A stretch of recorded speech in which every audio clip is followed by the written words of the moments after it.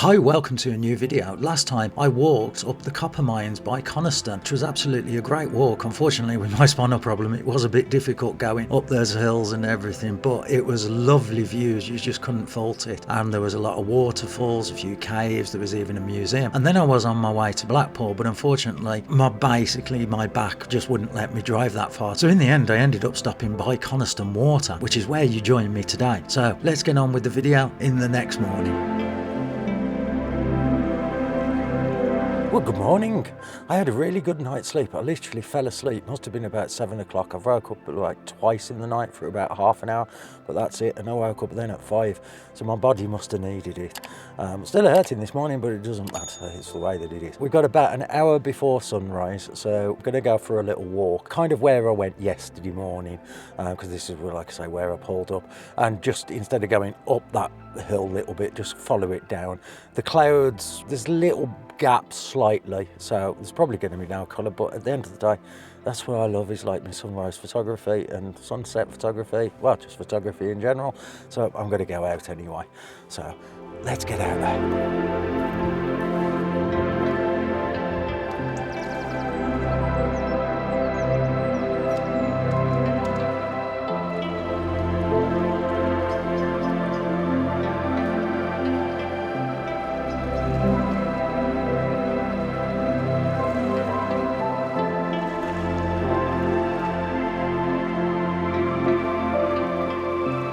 I mean, this is the thing, not knowing the area and not looking at maps, because yesterday, instead of coming down, I didn't want to come to the shoreline. I wanted to go up a little bit. Well, where I forked off, literally not that far down, is this jetty, and it looks gorgeous into the Coniston water. And the stupid thing is, it's the one thing I've always wanted is, you know, the picture of the jetty going in to like some body of water or something like that, with the sun rising in front, which the sun is rising right over there. Well, hopefully.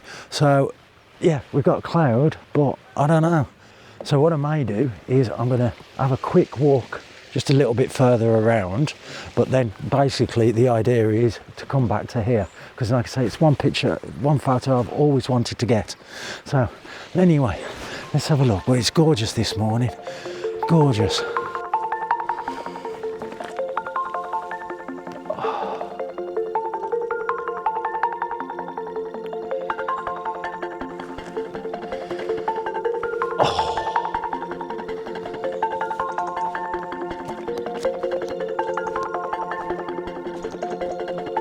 We've got about 10 minutes before the sun actually rises. Like you see, it's completely cloud.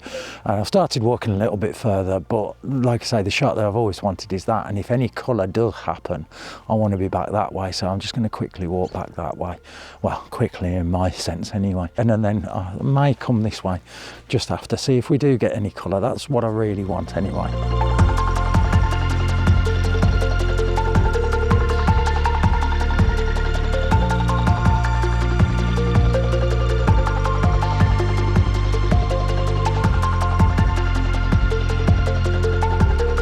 You know, when doing photography and you don't actually bring out the right equipment. I mean, this morning, because I thought, oh, it was cloudy, it's not going to be anything great. I'll just bring my little G100, which hasn't got any good IBIS. I didn't bring my tripod because I thought, well, I don't really need it. And then as well, I didn't bring any like filters or anything like that. And so if I wanted to get the smoothest of water or anything like that, I can't, because I'm trying to use my little tripod that you're normally on, and that's just about taking the weight of that, but it's not the steadiest, so I bought the stuff out. Again, it isn't that far from the car, so I'm going to wait a little bit, see if any colours do come through, see if I can get anything with what I've got, and then come back with tripod and everything else, because it's going to stay cloudy all day anyway.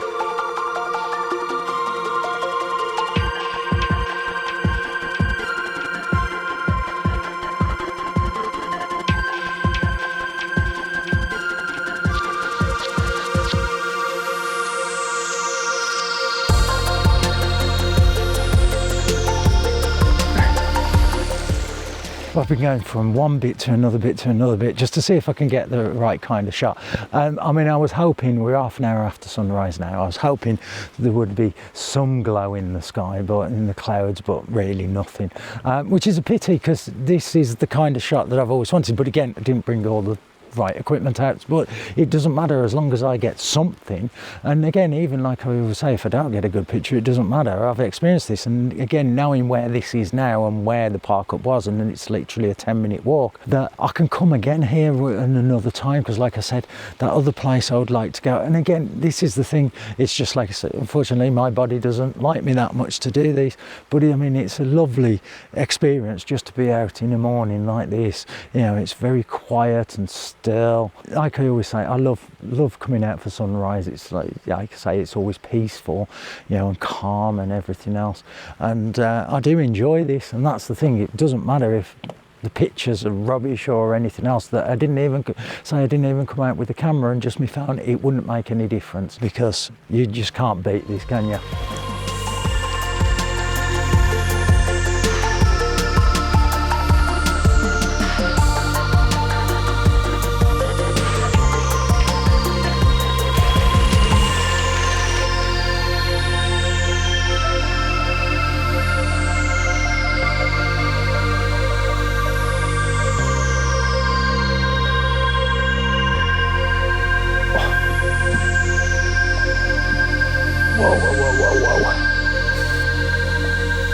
I mean, normally I don't spend that much in just one location trying to get a good picture, because I like to move around and see different things, because that's the reason for coming out, is just to, like I say, explore. There's no colour, so I'm going now back to the camper to have a coffee. But the one thing with Coniston Water, and I forgot about this, it was the location of the unfortunate tragic death of Donald Campbell when he was trying to set the water speed record in 1967, and unfortunately he lost his life on the second running Bluebird. But the one thing is they didn't actually find his body until 2001. Right, I'm going to head back. Oh, I'm hurting now.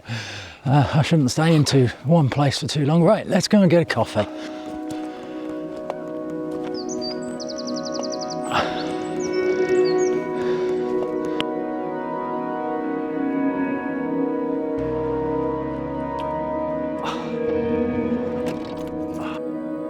Right, I've just had a nice cup of coffee, relaxed for a little bit. I'm off to Stott Park Bobbin Mill, because basically it's an English heritage place, and it's kind of on the way back. Well, not on the way back, but basically I want to end up at Blackpool. That is my goal today. So that's about 25-30 minutes away from here, south of Windermere, and then off to there. So it just breaks up the day, because, you know, Blackpool, it's okay, but I don't really want to spend the day there. I'm going for the illuminations, that's it. So anyway, so let's get on, see what that place is like.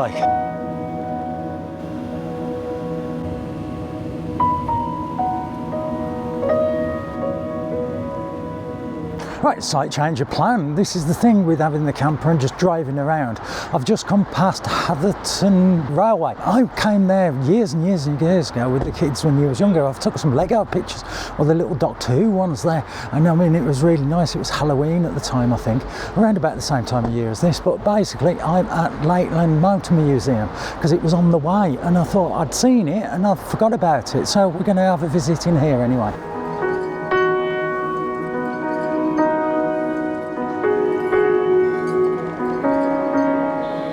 Right, just coming in, just chatting to the guy on there. He's got his own little YouTube channel. I'll put a link to his in the description. We've just been really chatting, and it's been nice. This is the thing, it's nice to just chat to people and things like that. So yeah, we're at, like I say, Lakeland Motor Museum.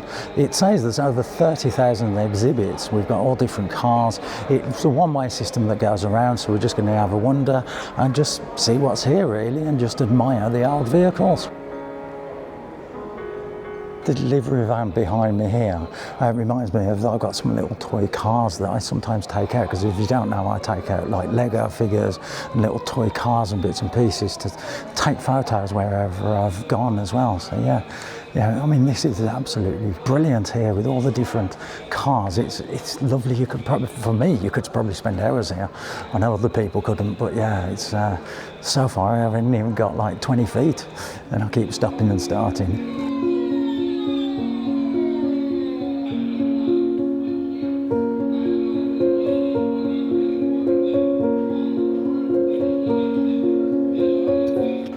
remember to look up because there are things suspended from the ceiling here as well.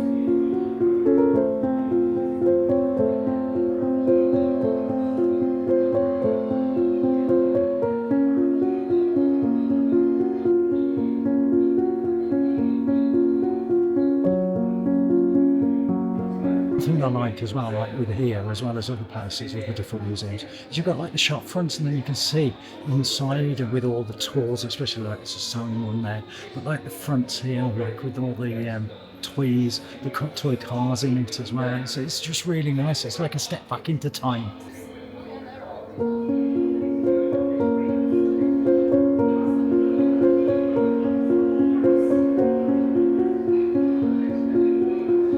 Behind me here you've got a little Mini Cooper. I have a soft spot for Minis. I mean, one, I love the Italian job. I mean, you can't complain. That was the greatest film. The original, not the remake. The Microcamper one is the best. But anyway, I did have a little Mini. Oh, about 20 years ago now. I bought a second car from a company car, and it like was white with all chrome and everything else. Yeah, I had to get rid of it because money and bits and pieces. But yeah, I mean, that was a lovely car. And I did have a yellow one as well, if I remember right, years and years ago, but a lot longer than that. So just as it was just a bit of fun again as a second car. But yeah, lovely Minis. Too small for me now, can't get in and out.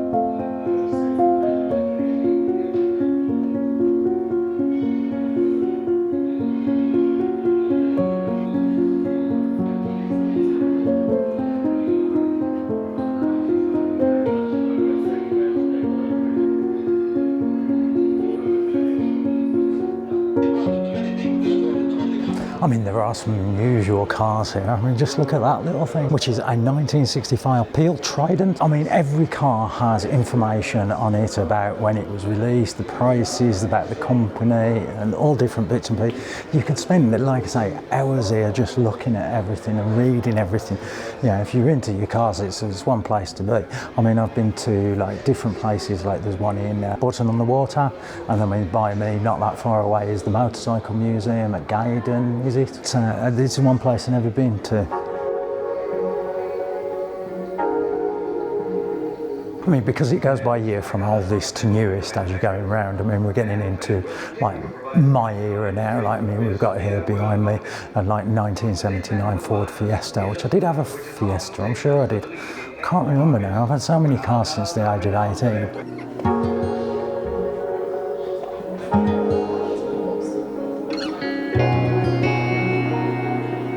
Got old racing games. I wonder how that compares to my Xbox.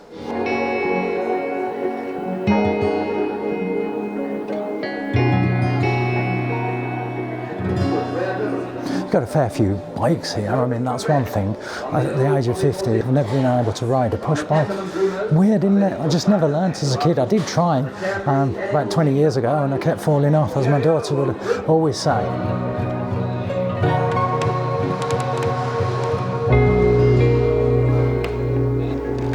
I mean, upstairs here you've got a viewing platform that you can see down to all the cars below, and it's really nice. And then again you can see the stuff that's on the ceiling, and beside me here there's cabinets full of like hood ornaments and tax discs, spark plugs, basically literally anything really. And interesting, the one thing I always wanted was a Jaguar ornament, you know, the head ornament. Because I mean, the one thing about head ornaments, I mean, on from the time, you know, the rappers, is it Run DMC, you had the Volkswagen things, you know, the amount of car ornaments and things that used to go missing when we were as kids. I mean, if you're the same age as me, you'll probably remember all of that, especially like the Volkswagen and bits ones like those. I can't remember the other ones that used to get nicked, and I'm not saying I did as well.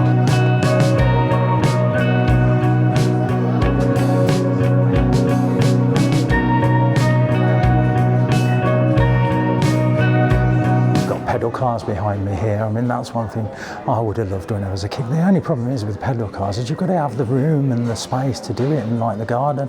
It's like, I think my daughter said someone's bought him a little car.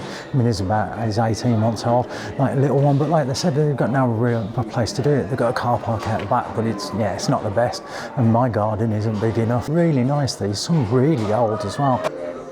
Now I'm jealous. There's a little pedal car with an E-type jack. I mean, that's one of the cars I always wanted. Never been able to afford one, though.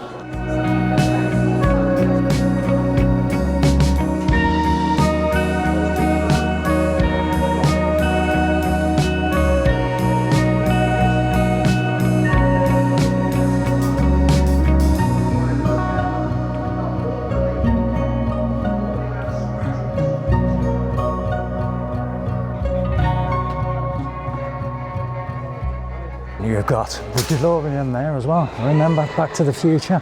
And then next to it, the Sinclair C5. I know this is stupid. I remember that being launched, and I even wanted one of them. I can't remember the age. How old was I? 85. So I would have been 12, and I wanted one of them, even though you couldn't directly use them on the road. But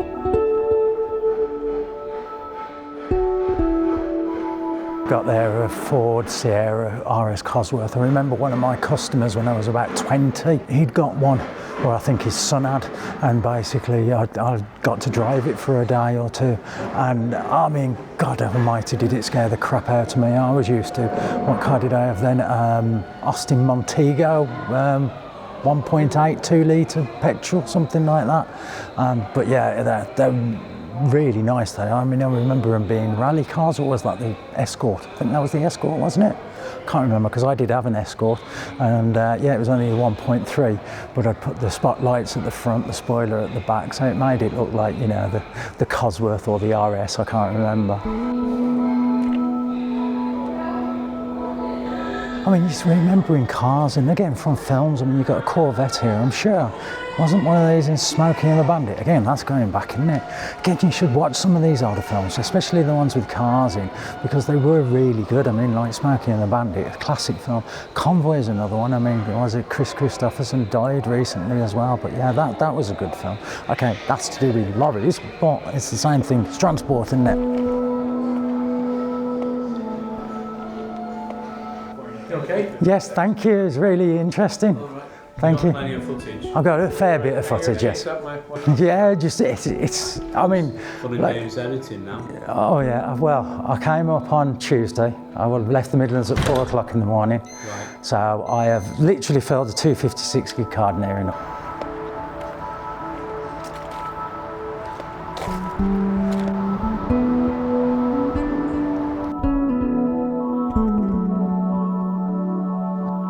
Just slightly separate from the main museum, you've got the Campbell exhibit, which is all about like Donald Campbell and his land speed and water records and everything else.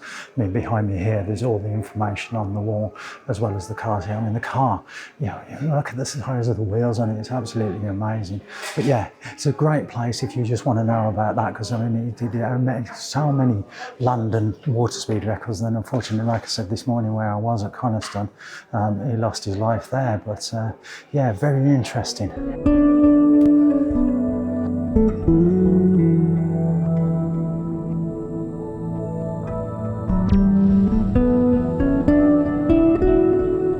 That was actually very interesting. Like I say, there's just so many cars and exhibits and everything there. Like I say, the little trinkets and everything else. And I mean, for the price, I mean, it was 12 quid for an adult, I think 7.50 for a child, and I think £32 for a family. Like I say, it's a great place to visit. You could actually, if you're really into your cars and motorbikes and everything else, you could spend hours in there reading everything and knowing the history. And like I say, you've got the Campbell exhibit just up there as well. I've really enjoyed that. And again, this is the thing, it wasn't planned. So what I'm going to now do is go onto that mill. So that's where we're off to now. Do need to get fuel for the car, because the little light came on just as I left Coniston's.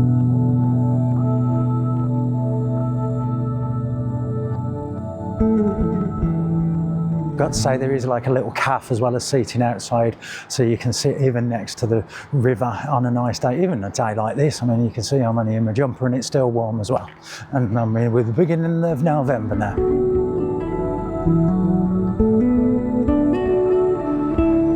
Right, slight change of plan again. Basically, I'm at that Haverthwaite station, and you've got a steam train that runs. I think it's about an 18-minute journey. The car park is pay and display. It's £2.50 for I think about 3 hours. And I've actually been here about 40 minutes, because I got here as the train pulled in, and I went over the bridge there to the other side and was hoping to get the footage of it leaving, which I didn't, because I'd pressed record at the wrong time, so I've had to wait for the next one, and it should be arriving in around about 10-15 minutes. So I'm hoping to get it coming in this way and then going that way. So yeah, just coming to have a look, and I mean, you can get tickets to do that. I can't remember the price, I'll put it on screen now anyway. But again, why not, while I'm out, visit different places and everything else. Yes, I came here a few years ago, but yeah, why not?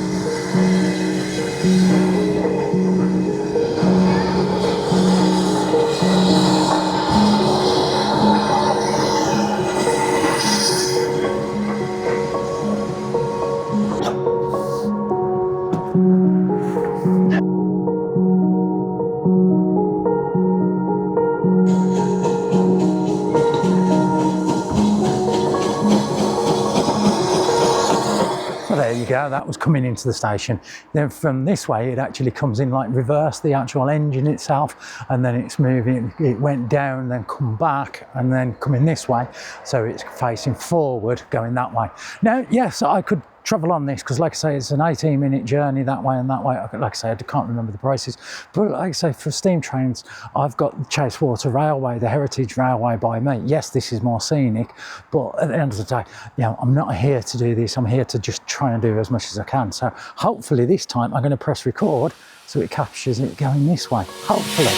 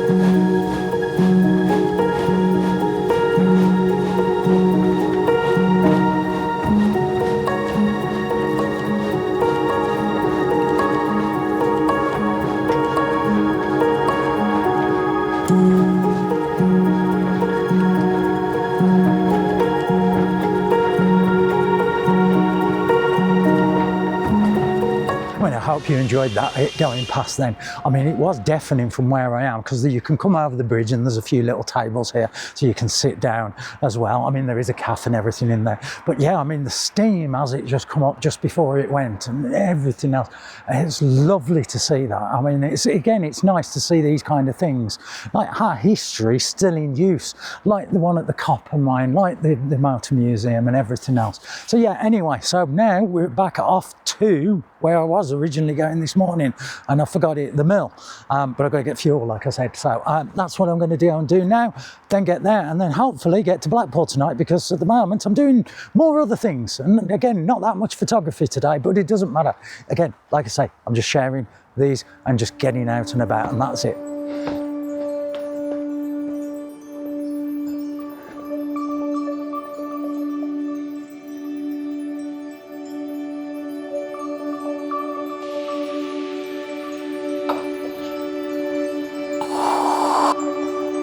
I mean, just from the main station, there's like a shed, and it's the engine shed, and you've got some old engines in here, steam engines and everything else. I thought there was, I wasn't too sure, because I came here with an ex with her 2 kids and my daughter, probably 15 years ago, something like that. And I do remember it, but yes. And again, I mean, like I say, the last time I came, it was the first time really, I was taking pictures of little Lego minifigures. Those in the sense were character building versions of the Doctor Who anyway. I'll pop some of those on screen anyway as well.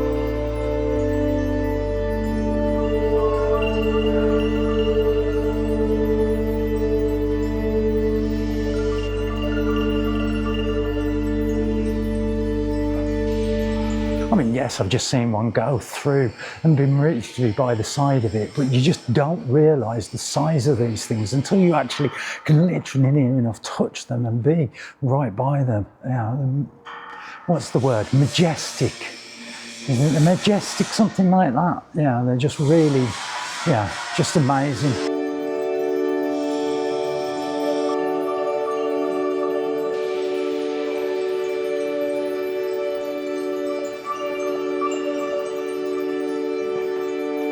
Well, there you go. I hope you've enjoyed this place. I mean, yes, like I say, it is mainly a railway station to go on the steam train, but like I say, you've got the steam engine there, you've got the architecture of the actual building itself, the train station, and just watching the trains go, which, yeah, I'm not a train spotter, but it's nice to see those kind of things anyway. Right, so we're going to get back in the car now and go back to where we're originally going to, which was that mill. We're just going to get some fuel, and that hopefully I've got time anyway.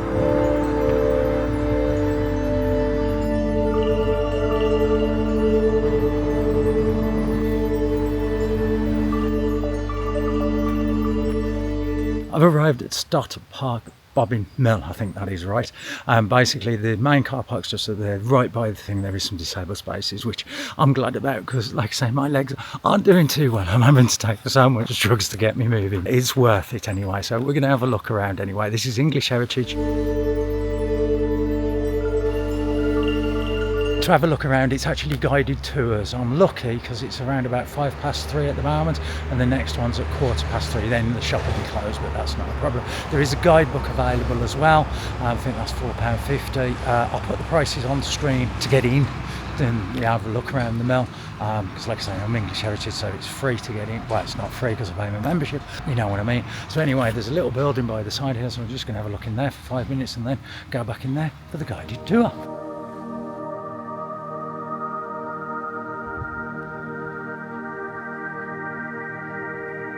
Various shape and size depending on the process. We'll be spinning with the tubulars on there as much as 8,000 revolutions a minute. So this is a really fast production. The coppice wood, and it's a bit like cutting out scones. So the logs are sliced into what are known as cakes, and then they just use their hands to turn the cake under the saw. And it's a very skilled job anyway, but if you're doing that one at the end of a 12-hour day, you know, that's when you're really having to watch what you're doing.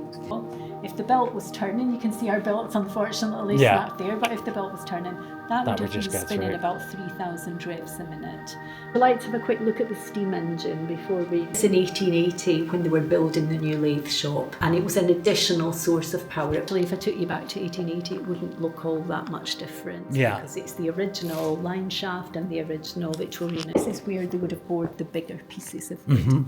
So they just perched on here like I am now and judged it purely by sight, pushing the wood onto that moving shell bit. So you can see there's 2 pieces of wood ready to be bored at once. And there's 2 spindles behind it. The blank bored piece of wood, and here you get the rough shape of the bobbin. Not complete, not finished, but recognisable. They would have roughed out about 1,200 bobbins a day. Once the basket was finished, you would get them up to the drying room and they'd stay there for a couple of weeks.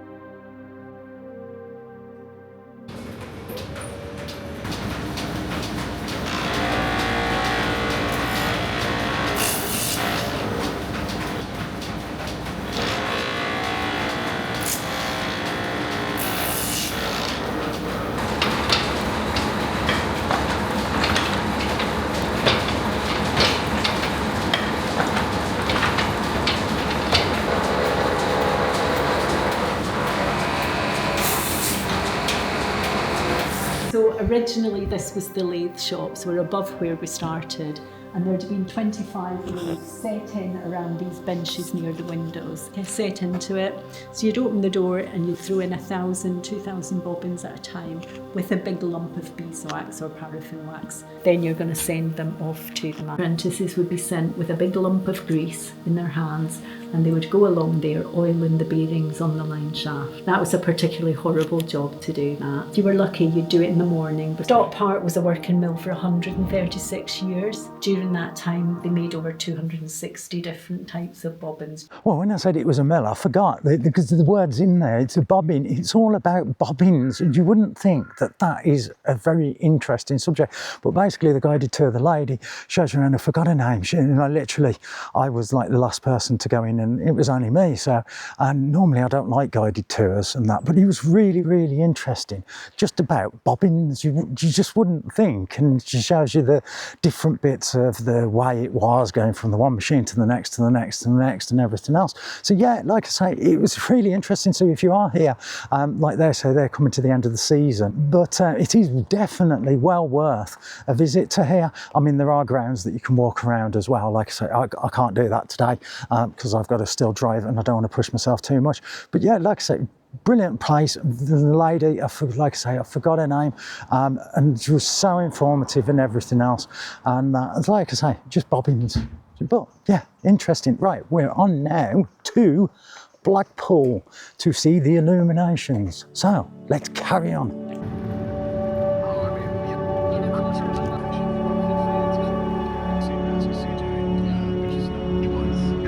So I was on my way to Blackpool, but there started to be nice colours in the sky, and I pulled over on the dual carriageway on some parking, and I was seeing what was close by, and there's Grange over Sands, and I'm sure I've been here before. So I've just pulled into what I think is the train station. It's just cost me £3 or something to park, but it don't matter. And you're overlooking the beach and the sea and bits. I can't remember where I am, but I've pulled over and there's no real colour, but it doesn't matter. It's just on the way, and I've come away for this trip for some sunset photography. I thought I'd gotta pull over, so yeah, this is me, and that's it. So I'll show you where I am.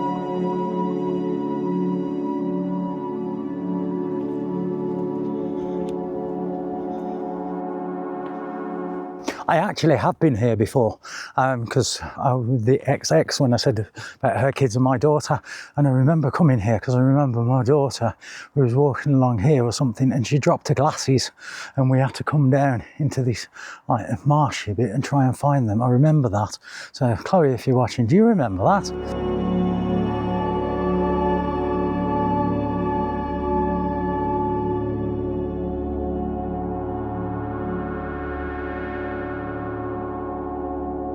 I did do some bits to camera, but unfortunately my microphone wasn't connected or packed up. I don't know. So I'll just leave you with a few views of this, and then it was basically on to Blackpool. Now what I'm going to do is I'm going to end this video here because it's already too long. So stay tuned for next week to see how I got on at Blackpool. As well as you can give the video a like, and if you're not subscribed, please subscribe to the channel because it does help me out. So I'll see you in the next one. So bye for now. Bye. We've got an hour. Yeah, that one.